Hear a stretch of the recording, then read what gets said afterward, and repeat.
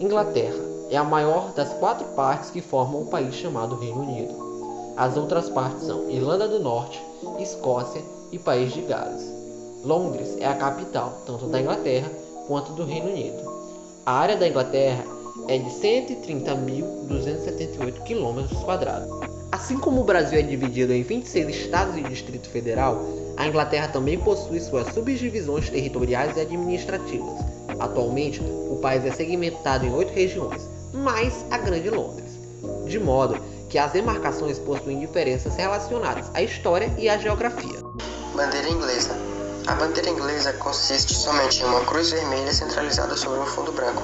Essa combinação aparece como símbolo do país desde a Idade Média, apesar de sua origem ser imprecisa. A cruz é a representação da espada de São Jorge, o santo padroeiro do país. É possível observar essa devoção principalmente na cidade de Londres, onde há simbologias por toda parte a São Jorge, enfrentando o dragão com sua espada. Já o branco remete ao tempo das cruzadas, especialmente ao rei Henrique II. Acredita-se que durante uma batalha travada no século XII, usou uma espada de cor branca ao invés de vermelha, o que era comum na época. A bandeira do Reino Unido, por sua vez, consiste na sobreposição das cruzes de São Jorge, que é o padroeiro da Inglaterra, Santo André, padroeiro da Escócia, e São Patrício, padroeiro da Irlanda. O país de Gales, entretanto, ficou de fora dessa combinação, pois na época em que a bandeira do Reino Unido foi criada, ele ainda era membro do Reino da Inglaterra. Moeda. Libra esterlina, ou simplesmente Libra, é a moeda oficial não somente da Inglaterra, mas de todos os países membros do Reino Unido.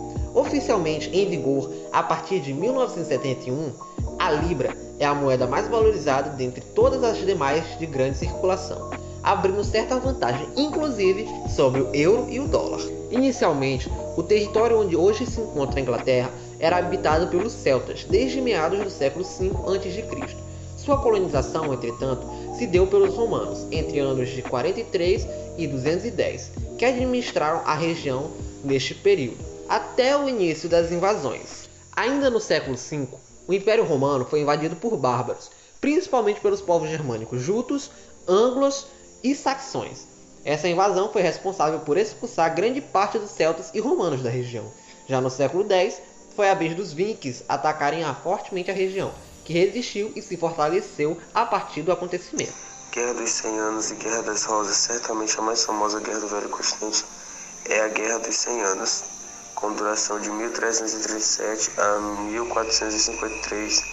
Ela marcou o embate entre Inglaterra e França, onde os ingleses saíram derrotados ao final dessa jornada. Durante esse período, a peste negra atinge o país em 1348 e mata cerca de 1/3 da população. Com apenas 2 anos de intervalo, outra guerra chama a atenção, a Guerra das Rosas. Esse combate se deu entre pretendentes ao trono da Inglaterra, 2 importantes famílias nobres inglesas, os Lancastres e os York. As lutas ocorreram de 1455 a 1487, e o final dessa disputa culminou na coroação de Henrique II, um Lancastre, e seu casamento com Isabel de York.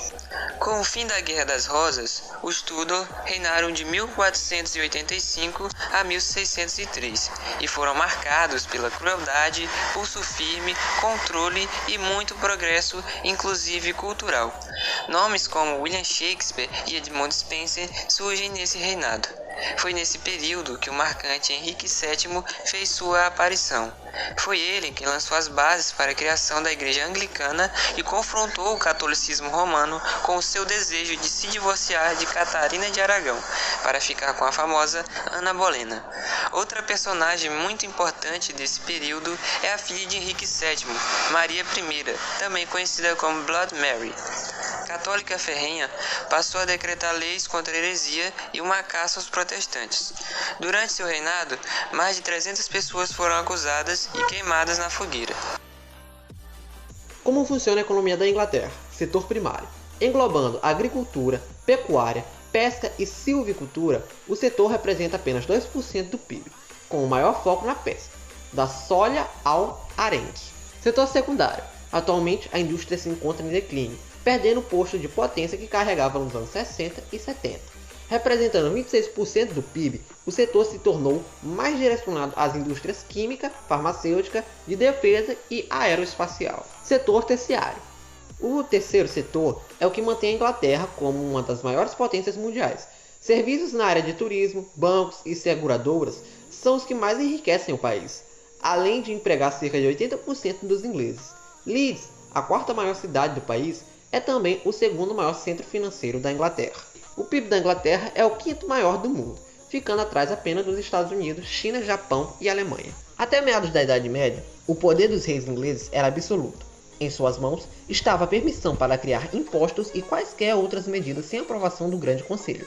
Foi então que, em 1215, o rei João assinou a Carta Magna, que passou a limitar esse poder desenfreado, bem como dar mais liberdade para a Igreja.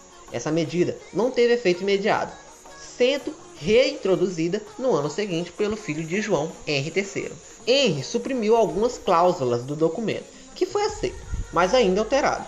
Pode-se dizer que a Carta Magna foi a primeira constituição do mundo e o pontapé inicial para limitar a monarquia e servir como base ao que viria a ser o parlamento.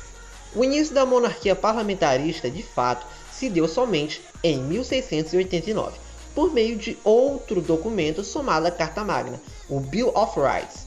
Com esse documento, a rainha Mary II e William de Orange sofreram a pressão do parlamento a seguir o que nele era estabelecido. Finalmente, direitos e deveres são direcionados à realeza e subjugados ao parlamento. Na prática, hoje em dia, a rainha Elizabeth II é chefe de Estado, mas o primeiro-ministro é quem governa em seu nome, escolhido pela rainha com base no partido vencedor. As eleições para o parlamento abrangem todo o Reino Unido e o modo distrital. São 650 distritos eleitorais, onde cada eleitor vota no candidato de sua preferência para representar o distrito onde vive, algo como um prefeito, chamado de Member of Parliament. Câmara dos Comuns e a Câmara dos Lordes. O parlamento britânico é formado por duas casas legislativas. A principal, chamada de House of Commons, abriga mais de 600 parlamentares, os quais foram eleitos pela população. São estes os responsáveis por eleger o primeiro-ministro, bem como criar e modificar as leis do país. Já a segunda, chamada de House of Lords, é composta pela aristocracia. Seus membros não são eleitos por voto direito, mas nomeados pela rainha ou por via hereditária. O papel destes parlamentares é revisar os projetos da Câmara dos Comuns. Obrigado por assistir a apresentação e link dos vídeos dos drones e das músicas estão na descrição.